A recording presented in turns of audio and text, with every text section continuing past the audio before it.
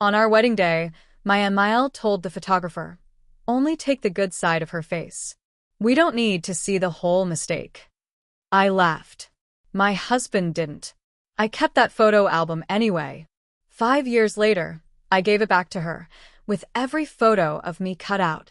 On the last page, I left a mirror, with a note, "Now you can look at who really ruined things." I don't usually post, but today's different. Today I'm finally telling the story I kept inside for too long. It's about my Amiel Maureen, who never liked me and made sure I knew it. It took years, but I got her back. Quietly. Personally. In a way she can never forget. The start. When I met Ryan, I thought I hit the jackpot. He wasn't flashy. He wasn't a smooth talker. He was steady. He listened. He made me feel seen when everyone else looked past me. I was 26, working long, brutal shifts as a nurse at a downtown hospital in San Antonio. He ran his family's hardware store, third generation. Honest work. Honest man. The first time I met his family, I tried hard to make a good impression. His dad, Jack, was warm. His sister, Melanie, was polite. But Maureen? She looked me over like she was picking out a bruised apple at the grocery store. Smiled. Said all the right things. But I could feel it, that pinch behind her words. It never really stopped after that. The engagement. When Ryan proposed, we were sitting on a park bench by the river walk. It was quiet. It was simple. It was perfect. He didn't make a big public scene. He just pulled out a small velvet box, his hands shaking a little, and said, "I can't imagine doing life without you." I said yes. Of course I said yes. We called our families. My parents cried. His family, well, they said congratulations. Maureen didn't hide her feelings much anymore. At the engagement party, she joked, loudly enough for others to hear, "At least the grandkids will have Ryan's strong jawline to balance things out." People laughed awkwardly. I smiled tight. Ryan pulled me closer. I should have seen it then. I should have known. The wedding planning the wedding was stressful. Not because of Ryan. Not because of the money. Because of her. She questioned everything. "Are you sure about that color? It's a little dull. Those flowers? You don't want to look like you're at a funeral. Maybe a tighter dress would help your figure." Every single decision came with a little slap attached. Ryan defended me sometimes. Other times, he just sighed and asked me to pick my battles. I picked them. But the wedding dress fitting? That should have been a battle. She stood there, arms crossed, watching me spin in the mirror. "You look nice," she said, and then, under her breath but just loud enough, "Shame about the arms, though." The woman helping me gasped a little. Ryan's sister shot me a sad look. I bit my tongue so hard it almost bled. I wanted that day to be about love, not war. I let it go. The wedding day. We got married on a Saturday in June. Hot, humid Texas air. But the church was beautiful. Full of white lilies. Soft music. Candlelight. I was nervous but excited. I didn't care if my makeup melted or my hair frizzed. I just wanted to marry the man standing at the end of the aisle. I thought that maybe, just maybe, Maureen would behave. She wore a dark navy dress, pearls, and that same frozen smile she always had around me. After the ceremony, we headed out for family photos. I stood there, holding Ryan's hand, waiting for the photographer to position everyone. That's when I heard it, clear as a damn bell. "Only take the good side of her face. We don't need the whole mistake." The photographer froze. His assistant looked down at her feet. Ryan's grip tightened around my fingers. I laughed. Not because it was funny. Because if I didn't laugh, I would have screamed. The photographer looked at me, eyes wide and embarrassed. I nodded once tight. "Just do what she says," I said, my voice calm but shaking inside. We took the pictures. We posed like we were happy. But inside, something snapped. After the wedding, I didn't say anything that night. I wanted our wedding night to be about us. Not her. But the pictures? When we got them back a few months later, it was like living that moment all over again. Photos where I looked like a guest at my own wedding. half turned, half present. Cropped awkwardly. Smiles that didn't reach my eyes. The photographer tried his best. I could see that. But the damage was done. Ryan sat beside me on the couch, flipping through the album. He didn't say much. Just, "I'm sorry. I should have said something." She had no right. I tucked the album away on the highest shelf in our closet. Out of sight, but never out of mind. The years after, we built a life. We bought a little house with a cracked driveway but a big backyard. We talked about kids. We hosted birthdays and game nights and quiet Sundays. But Maureen never stopped. At Christmas, "Oh, this pie is delicious. Did you really make it? Or is it store-bought?" At my birthday, "You look rested. Finally found a hairstyle that works for you." At Easter, "You're lucky Ryan loves you so much." Not every man would. Always said with a smile. Always just soft enough that if I called it out, I would be the crazy one. Ryan started seeing it more and more. Stopped making excuses. But still. It was his mom. We gritted our teeth. We endured. Until the anniversary dinner. The last straw. 5 years married. 5 years of trying. 5 years of being the bigger person. Ryan booked a reservation at one of the best steakhouses in town. We got dressed up. I wore a red dress. He wore a jacket and tie. As we were leaving, his phone rang. It was Maureen. I watched his face as he listened. At first neutral. Then annoyed. Then just broken. He hung up. She said I should celebrate with my real family. Not the mistake I married. I felt the blood drain from my face. Not just because of what she said, but because I realized she would never ever change. And for the first time, Ryan saw it too. No rose-colored glasses. No, she's just worried about me. He saw the truth. We went to dinner anyway. We toasted to 5 years. But under the clinking glasses and polite small talk, we were both thinking the same thing. Enough. The revenge plan. It wasn't rage. It wasn't drama. It was colder than that. I pulled the wedding album down from the shelf late one night, long after Ryan fell asleep. I sat cross-legged on the carpet. I stared at it. Page after page of fake smiles, forced poses, stolen memories. I ran my hand over the cover. Then I got the scissors. I worked slowly, carefully. Every photo, where I appeared, Gone. every memory she ruined, Erased. by the end, the album looked hollow.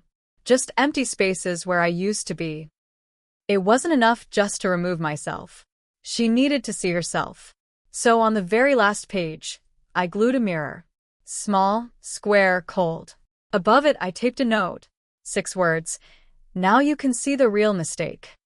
No anger. No kersing. Just the truth. Delivery day, I wrapped the album in plain brown paper. No card. No return address. I drove to her house on a sticky Thursday afternoon. She opened the door, same fake smile plastered across her face. "What's this?" she asked. I smiled back. A gift. I handed her the package. Turned. Walked back to my car without another word. I didn't look back. After the delivery, days passed. No calls. No texts. Silence. At first, it felt good. Like a breath after being underwater too long. But then the calls started. Not from Maureen. From Ryan's dad. From his sister. From cousins we barely spoke to. She's devastated. She's been crying nonstop. She didn't mean it the way it sounded. Family forgives. It was a full-court press. A campaign to guilt us back into line. Ryan didn't answer most of the calls. When he did, he was short, polite. "She's still my mother," he said one night, staring at the TV but not really watching it. "She made her choices," I said, softer than I felt.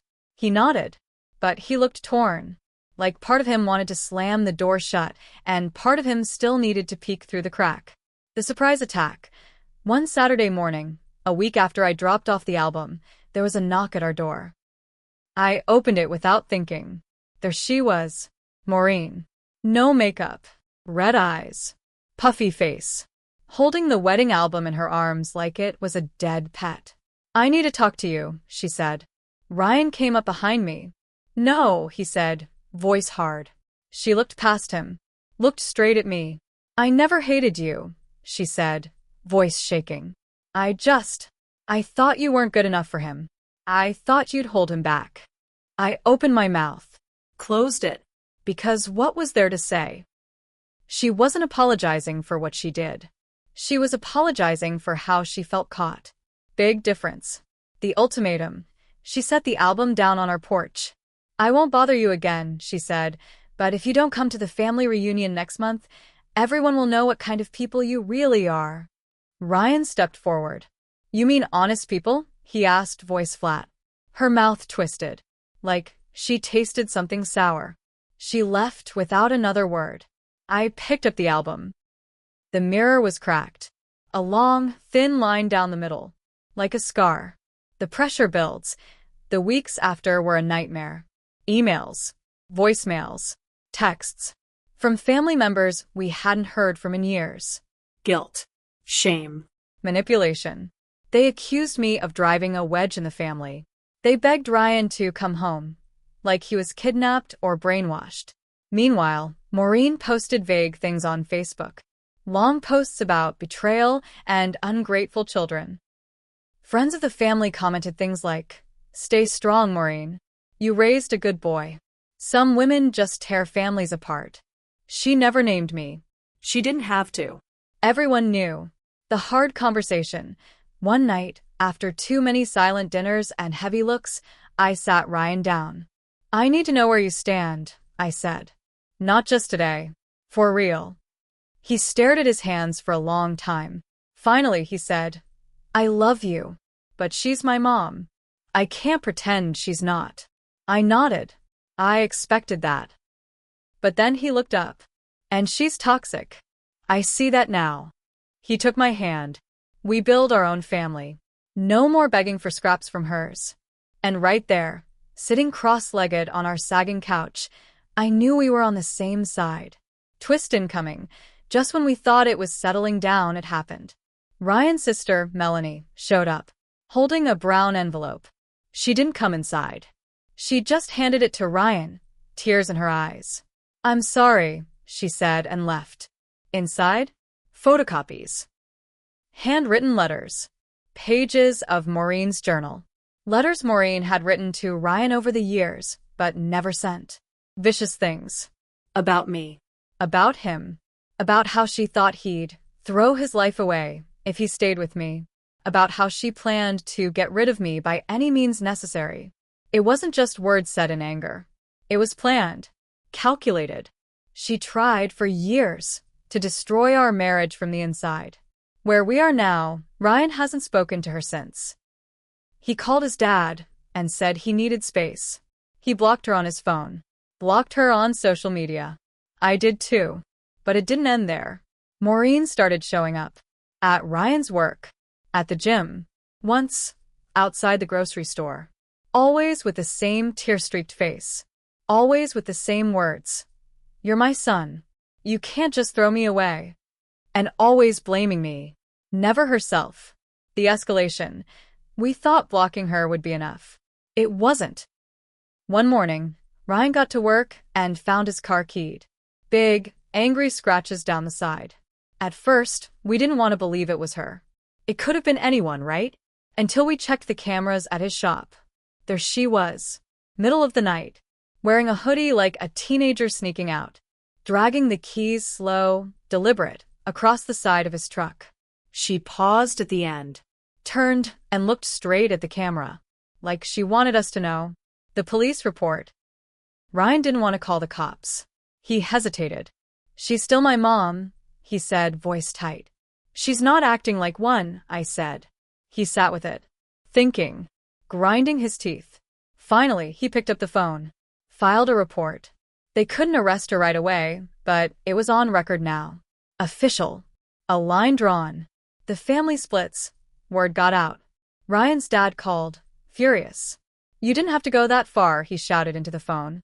"She keyed my car," Ryan said, calm. "She's sick. She's hurting." Jack roared. Ryan just hung up. We started hearing from cousins, aunts, old family friends. Some siding with Maureen. Some siding with us. The family tore itself apart. Weddings canceled. Birthday parties boycotted. Old secrets spilled. People chose sides like it was a damn civil war. The unexpected ally. Out of nowhere, Melanie, Ryan's sister, showed up again. This time, she came inside. Sat on our couch, twisting her hands in her lap. She did the same thing to me, Melanie said quietly. She told us stories we'd never heard. How Maureen had sabotaged her first engagement. How she'd spread rumors about Melanie at her old job. How she'd poisoned every relationship Melanie ever tried to have. I just didn't want to be alone anymore, Melanie said, tears spilling down her face. That's why she stayed close all those years. Fear. Loneliness. Obligation. Now, she was ready to walk away too. Another twist. Melanie wasn't the only one with stories. Over the next few weeks, we got emails, messages, anonymous DMs from people who had been burned by Maureen over the years. Old friends she'd backstabbed. Church members she'd gossiped about. Neighbors she'd driven away with her pettiness. Everyone had a story. Everyone had a scar. She wasn't just a bad mother-in-law. She was a professional saboteur.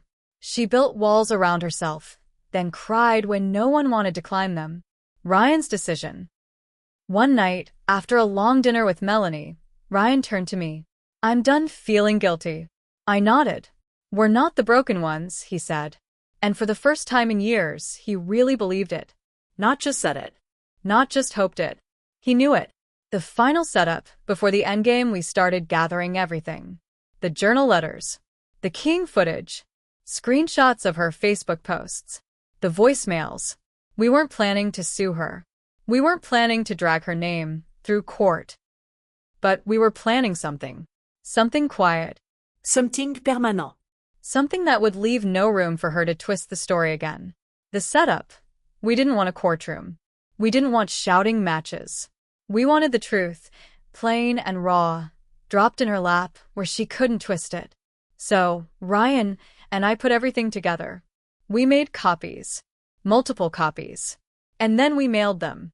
One to Maureen. One to Ryan's dad. One to Melanie, just to have backup. One to every close family member who still believed Maureen's version of things. Inside the envelope, the photos of the keyed truck. The police report. Screenshots of her Facebook posts and nasty comments. Copies of the old letters she wrote, tearing Ryan and me apart. Testimonies from old friends and neighbors. A simple typed letter from Ryan that said, "This is the truth. If you still choose to believe her, that's your choice. But we're done pretending." No emotion. No arguments. Just facts. Cold and sharp. The detonation. The fallout was fast and brutal. The family group chat exploded. Half the people apologized to us immediately. The other half, doubling down, calling us liars, saying we faked it. How the hell do you fake a key scratch on a car that cost over $3,000 to fix? People stopped speaking to each other. Family traditions, Christmas dinners, 4th of July barbecues fell apart. Aunts and uncles picked sides like schoolyard kids in a playground fight. Some blamed me. You turned Ryan against his mother. Some blamed Ryan. You should have protected your mom from herself. But enough people finally saw Maureen for what she was, a woman who could not stand not being in control. The last meeting, about a month later, Maureen requested one final meeting. Not alone. In public. Neutral ground, a diner downtown. Ryan agreed. Only if I came too. We sat in a booth. Her eyes were hollow. Not angry. Not pleading. Empty. She slid a small envelope across the table. Inside, a handwritten letter. No apologies. Just blame. More excuses about how a mother just wants the best for her son. At the bottom, scribbled like an afterthought. Maybe if you hadn't been so sensitive, none of this would have happened. I put the letter down. Ryan didn't say anything for a long time. Then he looked her in the eyes and said, "You broke your own family. You don't get to blame her. Or me.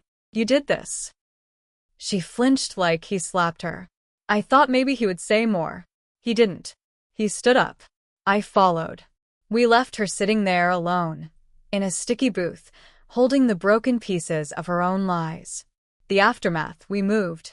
Not far, still in San Antonio, but enough to have space. New address. New phone numbers. No forwarding address given to her.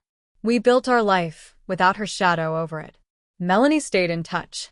She visited sometimes. She smiled more than I had ever seen before. Ryan and I had our first child 2 years later. A little girl. We didn't tell Maureen. She never met her granddaughter. Never would. My mistake and the final lesson. For a long time, I thought holding in all that anger made me stronger. That keeping quiet made me better. It didn't. It just gave her more room to hurt me. The truth is, I should have stood up for myself sooner. Should have made it clear what I would and wouldn't accept. Maybe the fallout would have happened earlier. Maybe it would have hurt less. Or maybe not. But at least I wouldn't have wasted years hoping she would be different. Sometimes the real revenge isn't some big plan. It's the quiet, steady choice to stop playing a rigged game. To leave the table. And never come back. Final note. I kept that cracked mirror from the wedding album. I framed it. It hangs in our laundry room. Not as a trophy. As a reminder. Some mistakes you only make once.